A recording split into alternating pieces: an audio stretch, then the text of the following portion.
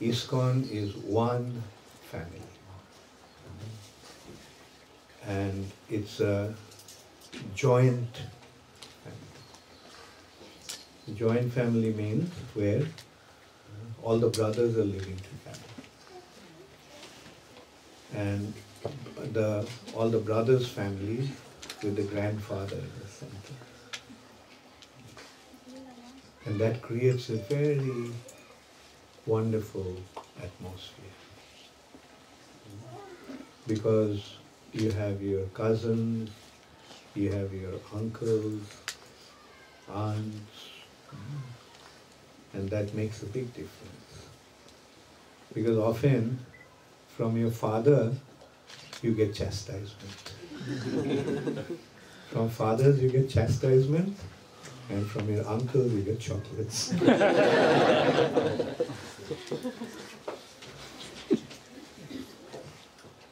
So that's why the joint families are so wonderful. And now generally those families are centered around body's relationship.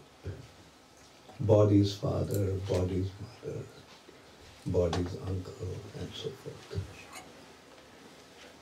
But in the spiritual family, this family develops with Krishna in the center.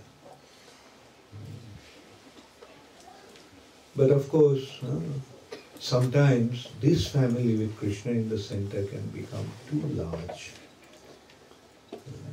Especially when most of the people don't even care about Krishna, don't even recognize Krishna. Therefore, there is a need for an identifiable,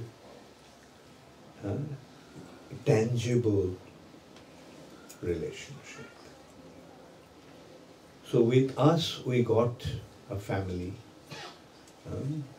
which is identifiable and tangible with Srila Prabhupada in the center. So this is our identity. We are related to Srila Prabhupada. In this generation, it is a family with Prabhupada's sons and daughters and Prabhupada's grandchildren.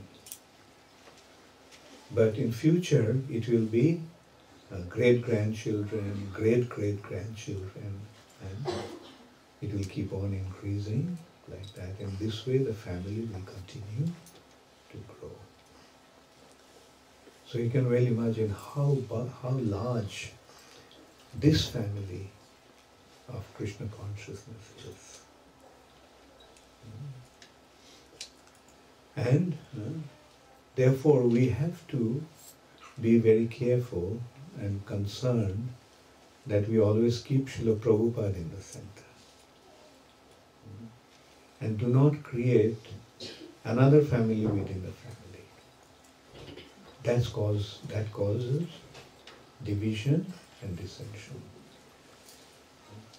Like for example, how the joint families break up.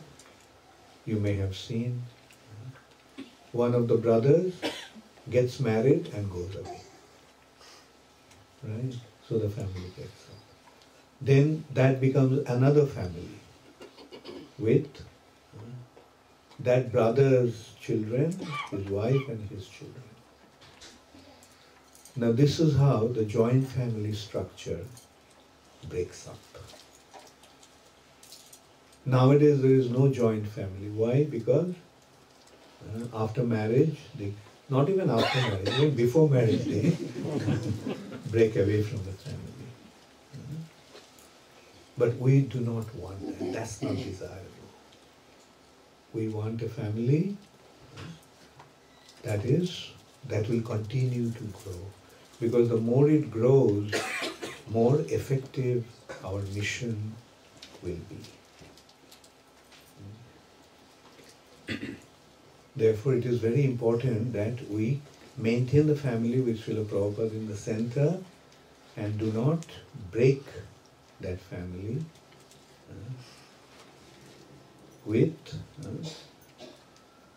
creating groups, what we call in ISKCON, Guru Groupism. Right? I mean, there will be kind of identifiable units like that. We cannot deny that. That like there will be groups with the temple in the center, there will be groups with zones in the center, there will be groups with nations in the center, and so forth.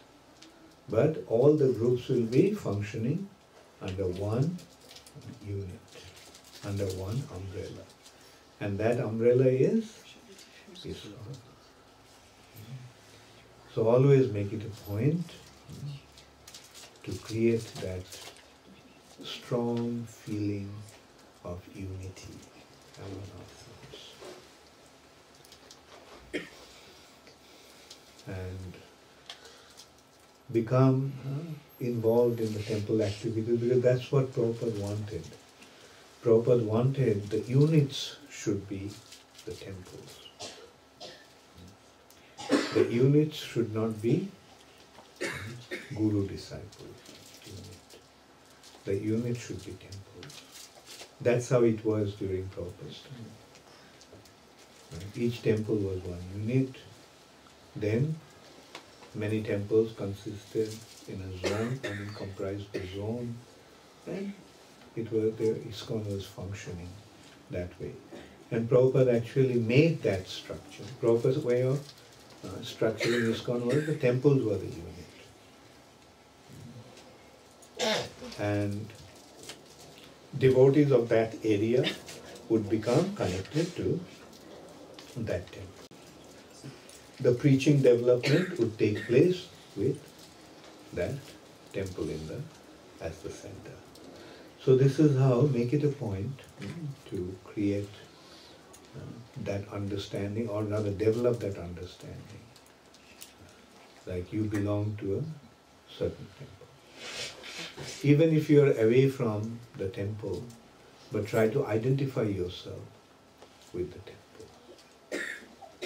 Now maybe the temples are a little distant for many of you, but eventually what will happen is, like there will be many, many temples.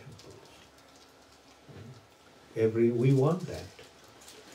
That every block will have a temple. In every street corner there will be a temple. Won't it be wonderful? And what to speak of every house becoming a temple.